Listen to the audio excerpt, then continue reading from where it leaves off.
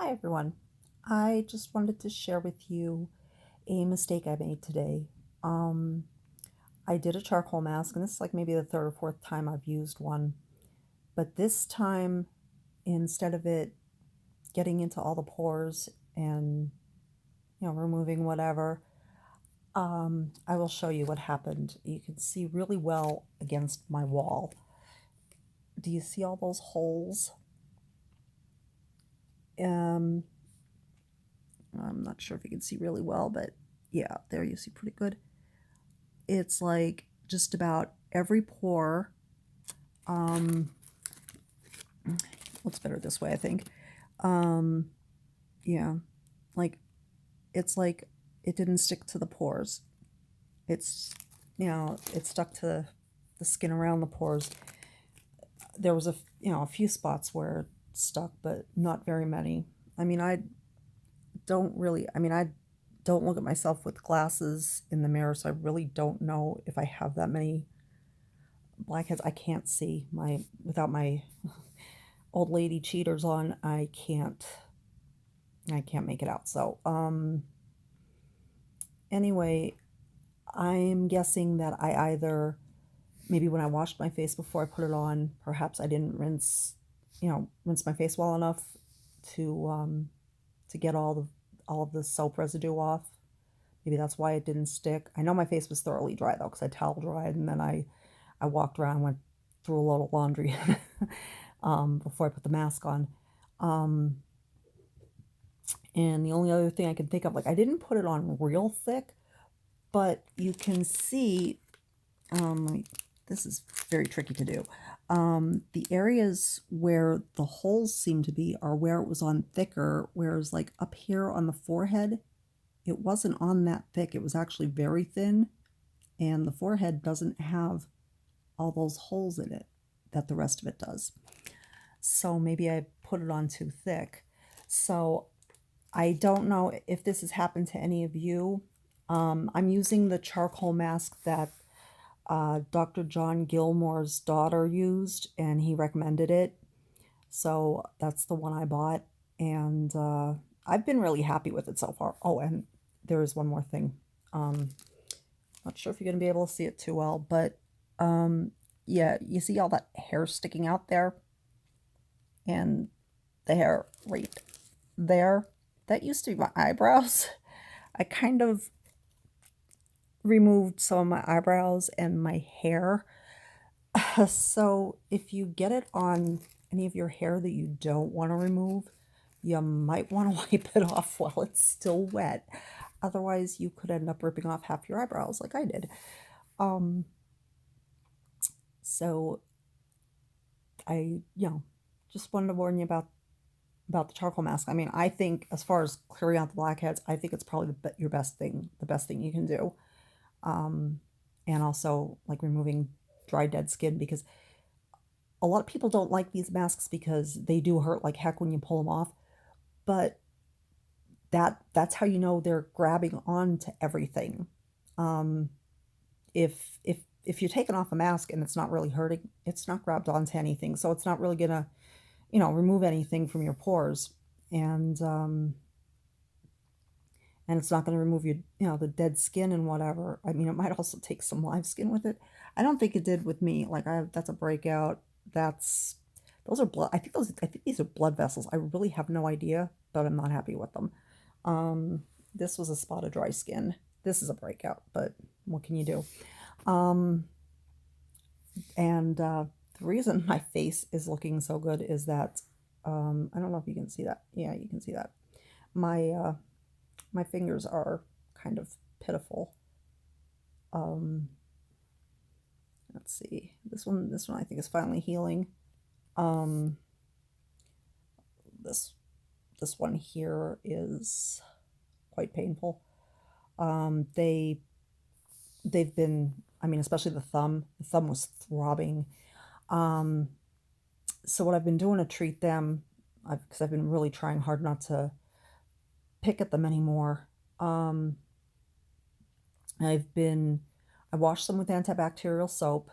Basically, it's the same treatment. I don't remember if I shared a video with you whenever I had the the badly infected toe from digging at that.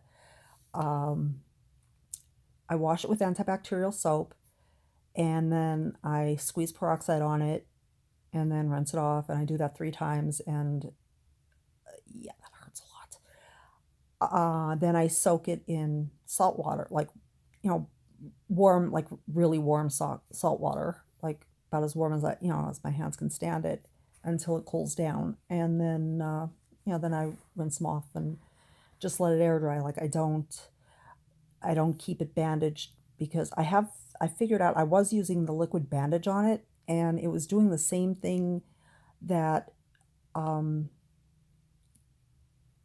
yeah, anything that cuts off the air to your skin, and then if your skin sweats at all or anything, it gets that white pruny look to it, and that's what it was doing. Underneath the liquid bandage where it was dry, it was getting that white pruny look. So I peeled that off, and I've just been letting it air dry. And my thumb, like, now it just hurts a little bit on the sides, but I mean, before it was like the whole tip. This whole area was just, I couldn't use my thumb. And it's like I was thinking, now I know how people can live without a thumb, because I couldn't touch it. So, um, anything like this, or if you're on your foot, whatever, if you want to clear it up, if it's, irritated, at least once a day. I mean, you don't want to do it too often, because I think if you do it too often, you're going to end up irritating it more than anything.